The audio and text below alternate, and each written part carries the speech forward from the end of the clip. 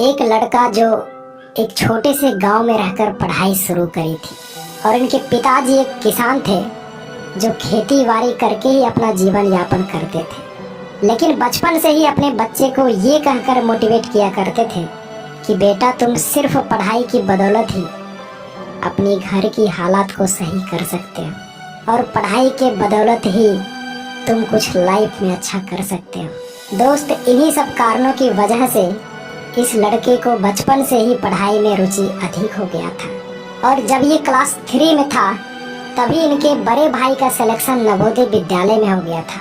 तभी से इसने भी सोचा कि मुझे भी नवोदय विद्यालय में जाना है, चाहे इसके लिए मुझे कितनी भी मेहनत क्यों न करना पड़े। दोस्त, इतनी छोटी सी उम्र में जब इसके सारे दोस्त खेल रहा होता था तब ये घरों में बैठकर पढ़ाई कर रहा होता था और उस समय ऐसी स्थिति थी कि इनके गांव में बिजली भी नहीं था।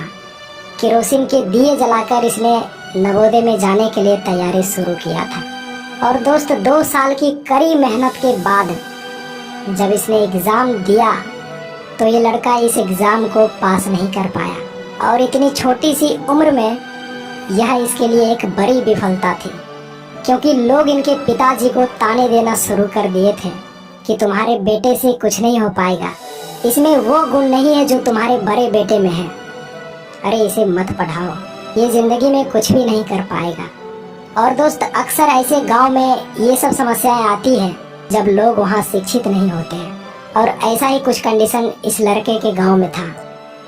इस लड़के को अपने बड़े भाई से कंपेयर करके इसे कोसने लगे कि तुमसे नवोदय एंट्रेंस एग्ज़ाम नहीं निकल पाएगा, तुम बहुत कमज़ोर हो। और दोस्त, ये सब सुनने के बाद ये लड़का अंदर से टूट गया था, लेकिन खुद से वादा किया कि मुझे इस एग्ज़ाम को क्रैक करके ही दिखाना है, चाहे कुछ भी हो जाए, क्योंकि मैं सब कुछ बर्दाश्त कर सकता हूँ, लेकिन मेरे खातिर मेरे माता पिता का ताने सुनना ये मैं कभी बर्दाश्त ही नहीं कर सकता। और दोस्त, मैं भी हैरान हूँ कि इतनी छोटी सी उम्र में इसे इतना आग कहाँ से आया। आप बिलीव नहीं करोगे, इसने लगातार 3 साल तक एंट्रेंस एग्ज़ाम की तैयारी करा और क्लास 8 में जाकर इसने नवोदय एग्ज़ाम दिया और इस बार एक कमज़ोर कहलाने वाले छात्र पूरा डिस्ट्रिक्ट में टॉप करके दिखा दिया। इसलिए कहते हैं कि किसी का प्रेजेंट सिचुएशन को देखकर कभी भी उसका फ्यूचर डिसाइड नहीं करनी चाहिए। और इतना ही नहीं, जब ये लड़का 10th में था तो उसी समय इसके बड़े भाई का सिलेक्शन IIT दिल्ली में हो गया था। तो फिर उसी दिन से इसने भी ठान लिया कि मुझे भी IIT में जाना है, मुझे भी कोटा जाकर पढ़ाई करनी है, तैयारी करनी है। लेकिन दोस्त, इसी बीच इसके घर के हालात भी बहुत ख़राब हो चुका था। इनके पिताजी पहले से ही बहुत कर्ज लेकर पढ़ाई करवा रहे थे और जब इसने बोला कि पिताजी मुझे IIT की तैयारी करने के लिए कोटा जाना है, तो दोस्त इनके पिताजी बोले कि बेटा अब मैं तुम्हें नहीं पढ़ा पाऊंगा, क्योंकि अब मैं कितना कर्ज लूं, बहुत कर्ज हो गया है।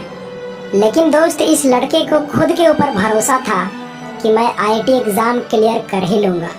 तो इसने अपने पिताजी से कहा कि पिताजी मुझे बस एक मौका दे दो, मैं ज़रूर इस स्थिति को बदल कर रहूँगा।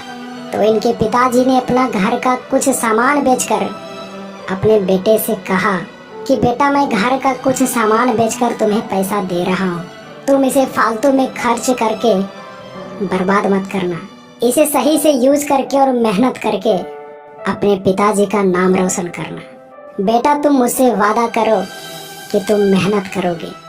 तो दोस्त, इस लड़के के आंख में आंसू आ गया और इसने अपने पिताजी को एक खत लिख कर दिया कि पिताजी मैं वादा करता हूँ कि मैं पूरी मेहनत से पढ़ाई करूँगा और आपका नाम रोशन करूँगा। और दोस्त, इसने जैसा कहा वैसा ही किया। इसने IIT JEE में ऑल इंडिया रैंक 2776 हासिल करके IIT खड़गपुर में एडमिशन ले लिया और ये अभी भी नहीं रुका, क्योंकि इनका सपना था कि पिताजी का नाम ऐसा रोशन करना है कि वो कभी मिट ना पाए। और इसके बाद इसने UPSC और गेट का एग्ज़ाम दिया और इस एग्ज़ाम में भी उसने अच्छे रैंक हासिल किए। अच्छे रैंक इन द सेंस कि UPSC में उसने 10th रैंक और गेट में 23 रैंक हासिल करके अपने पिताजी का नाम रोशन कर दिया। तो दोस्त इसे कहते हैं सफलता, और ये सफलता सिर्फ और सिर्फ इसके हार्डवर्क के कारण ही इसे मिला है। इसीलिए कहते हैं कि कठिन परिश्रम आपको वहां तक लेकर जाएगी जहां एक अच्छी किस्मत शायद ही आपको लेके जाए। तो दोस्त आई होप इस स्टोरी से आपको बहुत कुछ सीखने को मिला होगा। तो मैं मिलता हूँ आपसे अगली वीडियो में, तब तक के लिए जय हिंद, वंदे मातरम।